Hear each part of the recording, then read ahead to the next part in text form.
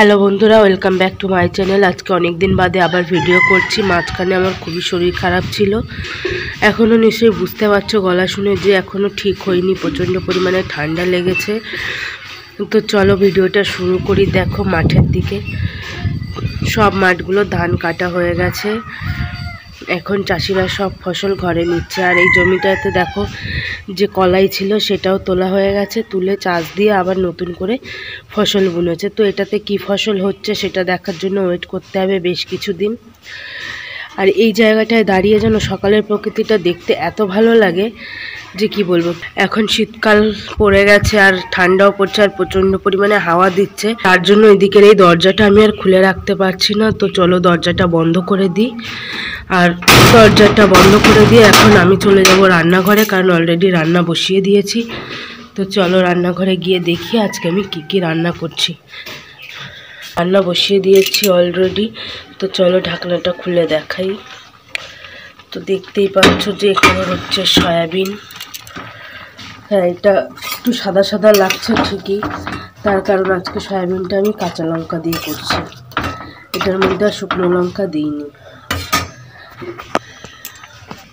ছোট ছোট করে বেগুন কেটে রেখেছি, আর এটা দিয়ে করব বেগুনের ভর্তা। তার জন্য এখানে কাঁচা লঙ্কা, রসুন আর পেঁয়াজ কেটে রেখেছি।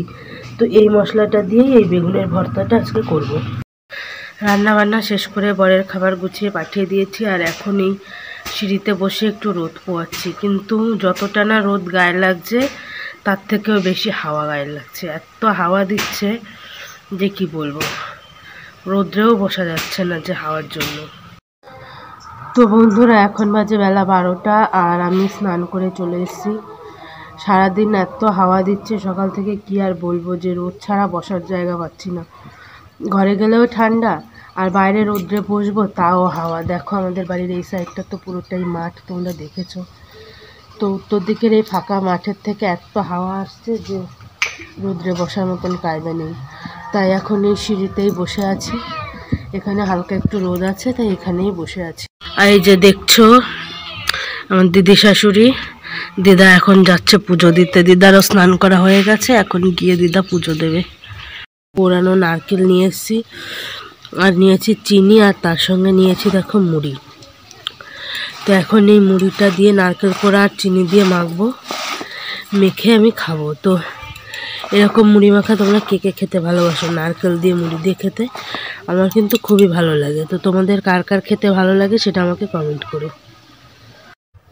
এখন দেখো আমার শাশুড়ি মা নারকেলগুলোকে গুড় মাখিয়ে ভেজে নিয়েছে, আর এদিকে চালের গুঁড়ো সিদ্ধ করে নিয়েছে, আর এই যে বসে বসে বাটি বানাচ্ছে।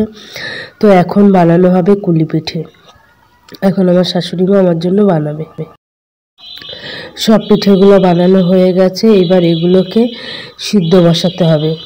তো এখানে দেখো আমার শাশুড়ি মা যে হাঁড়িতে জল গরম বসিয়ে দিয়েছে, তো এবার ওই হাঁড়ির মধ্যে এই পিঠেগুলো দিয়ে ভাপাতে বসাবে। আর এদিকে দেখো ও ফোনটা নেওয়ার জন্য কি করছে, এটা হচ্ছে আমার ভাসুরের মেয়ে।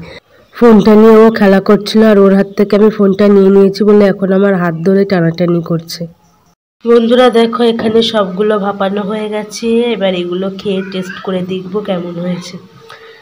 শীতকাল পড়েছে আর পিঠে পুলি হবে না, সেটা কি হয়? তো দেখো আমি একটা পিঠে নিয়ে চলে এসেছি, আর এটা এখন খেয়ে দেখবো কেমন হয়েছে। এটা খেতে তো জাস্ট অপূর্ব লাগছে। শীতকালে পিঠে খেতে কার না ভালো লাগে বলো?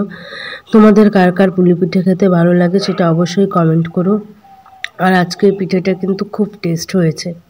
তো বন্ধুরা দেখো বিকালবেলা একটু খাবার রেখেছি, এটা রেখেছি হচ্ছে টক ঝাল মিষ্টি চানাচুর, একটা বেকারির বিস্কুট আর দুটো পাঁপড়। তারপর দেখো সন্ধ্যাবেলায় আমার বর বাজার থেকে নিয়ে এসেছিল সিঙ্গারা, আর আমার শাশুড়ি মা নিয়ে এসেছিল ঘুগনি, আর এখানে আমি নামিয়ে নিয়েছিলাম পিঠে আর পায়েস। তো এগুলো দিয়ে আমার বরকে এখন খেতে দিলাম। তো আজকের ভিডিওটা এখানে শেষ করছি। ভিডিওটা তোমাদের কেমন লাগলো জানিও, আর শীতকাল তো পড়ে গেছে, তোমরা কে কে পিঠে পুলি বানিয়েছো খেয়েছো সেটা অবশ্যই কমেন্ট করো, আর চ্যানেলটা সাবস্ক্রাইব করে দিও। দেখা হচ্ছে পরের একটা নতুন ভিডিওতে।